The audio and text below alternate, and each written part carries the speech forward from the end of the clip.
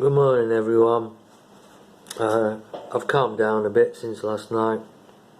I think I had probably one too many Desperados, and I apologise for my swearing. I've just watched my video back and noticed that I've swore a few times on it, and I'm sorry for that. I was so adamant to get my story out, as I think people needed to know. Somebody can be set up. Not everybody that is in prison should actually be there. That's why the prisons are so full, because there's petty thieves, that don't steal from people's houses, and they don't frighten people or anything like. They steal from well-insured places. I'm not condoning it. I'm just saying they shouldn't be side by side with murderers. I mean, there was a murderer on my wing. I'm not going to say who he was or who he killed, because I don't want to be liable for anything. But there was a murderer on my wing. In fact, he even sat on the bunk that was my friend. I was on the top, my friend was on the bottom, because he was an older guy. He was stuck on the youth offenders wing like me. Which comes to my first point about prison. You're probably asking, why did I end up on the youth offenders wing? Because there was nowhere else to put me. Because of the medication I was on and the length of time it takes to get your doctor to verify what medication you're on and all the paperwork. You have to go on what they call a detox wing. So it doesn't matter whether you're a junkie or you're a cancer patient on morphine. You go on to the so-called hospital wing, which isn't a hospital wing, it's just a wing, like any other wing. Houses approximately 50 men. Average wing is about 90. But anyway, I digress. I was put in the youth offenders wing because the prison was full to overflowing, and the appeal, which I'm going to tell you about on CCTV to London, 5 weeks after I had been sent down from Crown Court, Sheffield, I was made a free man. So I'm going to tell you about that day. This is crazy shit. I mean, you can make of this what you want, but this is some crazy shit. 5 days before my appeal, I was sent a letter to tell me that it was going to be in 5 days. I can't remember. I've still not got the papers, obviously, because of the lockdown, and I've got no transport. I need to go to my mum's to get the papers, but I will get them, and you will see them.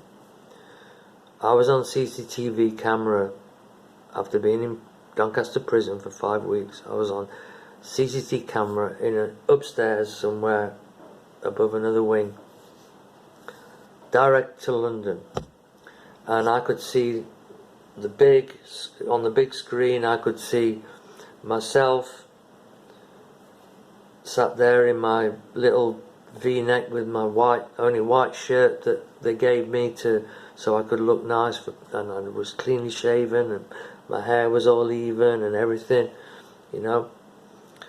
and so I could see myself on the little screen. I could see the huge court. I could see my barrister to my right, and I could see the opposition, the Regina, oh my God, Regina, Gill versus Regina, I don't know. Anyway, on the other side, and one of the main points that my barrister put was not only the fact that I was a 52-year-old man who was vulnerable and suffered with depression, this, that and the other. Oh yeah, I forgot to tell you, I was on watch for 2 weeks because I have seizures, and everybody thought I was going to have a seizure, my family, and they thought I was going to have a seizure because usually stress brings seizures on, and I suffer from seizures, but I didn't have one. But I was like on watch, you know, like on a suicide watch for 2 weeks, like just to make sure I didn't have a seizure. They checked my blood pressure every 3 days, this, that, and the other. So anyway, back to the day of that I was made free. My barrister argued that I was a vulnerable man and this, that, and the other, and I suffered from these ailments, and the fact that the prisons were full, and what was somebody like me at my age doing for a so-called dog bite that wasn't even proved, you know, it was just taken on her word. A single judge looked at it in London and just read through her testimony, which was like a bloody novel, mate.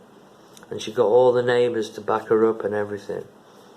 And then my testimony, and he decided that hers was full of shit.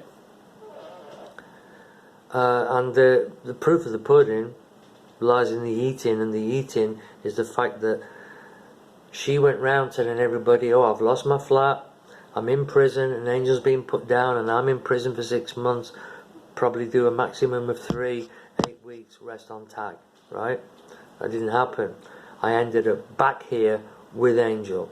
Alright, it was a year later, but the reason it was a year later was because my father died 3 months after I left prison.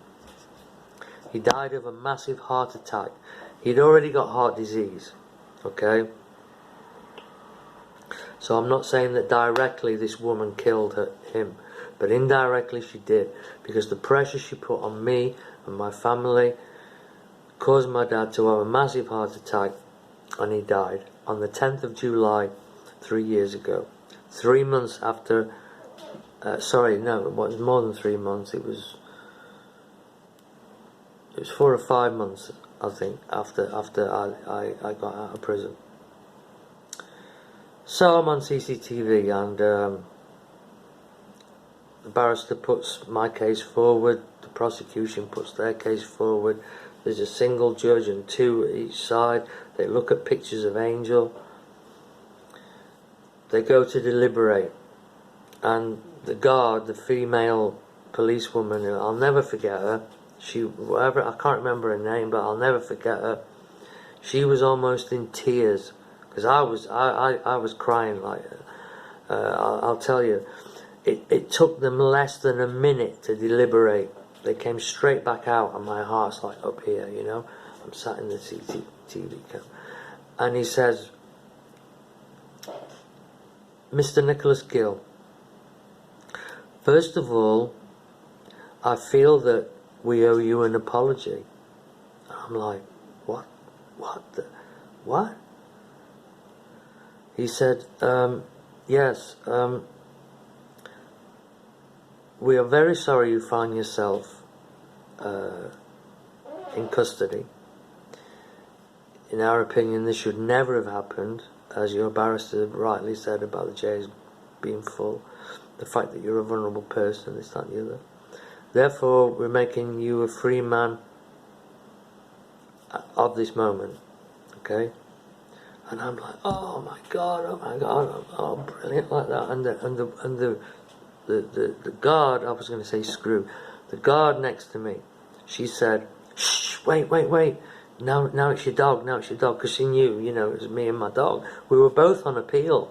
So her life was basically in the balance, and my sentence was in the balance. You get me? It was a tense moment, man. Because she's like my daughter, this dog here. Yeah, she is. She's looking a bit perky today, look. Say hello, Angie. Say hello. Anyway, so she says, shh. He's going to tell you about Angel. And he goes, and now we come to Angel. He said, we are giving her back to you with these, that you have to make these provisions with these stipulations. That A, she wears a box muzzle, and B, she's always on a lead. And since I was made a free man and I got Angel back, I have adhered to that to the letter. And that's what's really, really annoyed all those people that were gossiping about me and thought that I was going to be in prison, and suddenly next minute I'm there and Angel's still alive. Can you imagine what I would love to have been a fly on the wall when the first person says to that woman, hey, that bloke that this dog bit you, right? That you had that picture blown up 5 times its size so it looked like a big fucking there we go. Big gaping wound, right? I've seen him with his dog.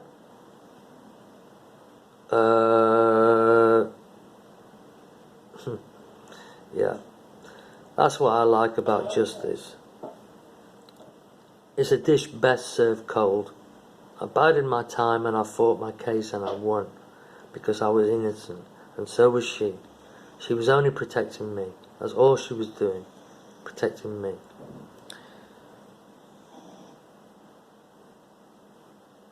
But here's the clinker of the dream. Of the whole thing. 5 days before I received the letter that my appeal was coming. Came up to 3 days to go.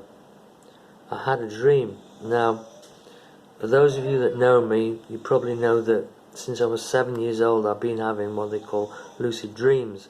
Lucid dreams are where you are wakefully, as in eyes not like that, but awake, wakefully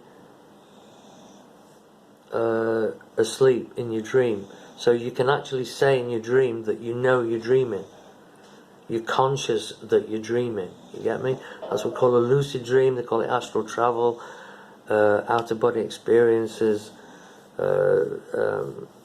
all kinds of different things. But I've had that since I was 7 years old, and that is the truth. That's the God's honest truth.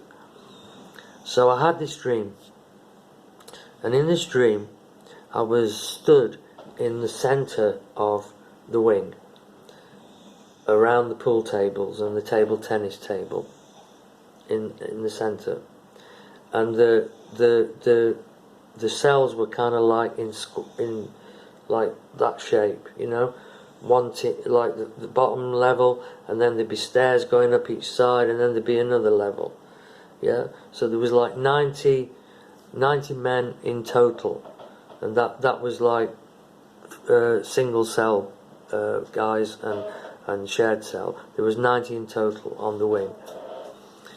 And in the dream, I was lucid, I was conscious, so I thought I was actually awake. All the prisoners come out of the cell and they're all moving towards me like that. And I just threw my head back and said, God, please help me. And suddenly this light above me appeared. And this huge hand came down and scooped me up and lifted me up and out and said, have no fear, I'm going to deliver you from this. Now, I woke up in the morning, as you can imagine, not skeptical, but a bit blown away. I mean, with everything that was going on in the prison at the time, and why would I have a dream like that? Why would a being that I thought and felt was Jesus say to me, I'm going to deliver you from this? But it happened. So for 3 days I was kind of like thinking, shall I put my money on this dream? Because, oh my God, if it's not true, then shit. But it was true. And I remember, I'll never forget the day, because it was like, I had my birthday in prison, my 52nd birthday, 16th of February, and nobody noticed, but it was sunny all day, and for the rest of the time I was in prison, it was grey skies all the time, you know. It was February, yeah. But on the day of my release, blue skies.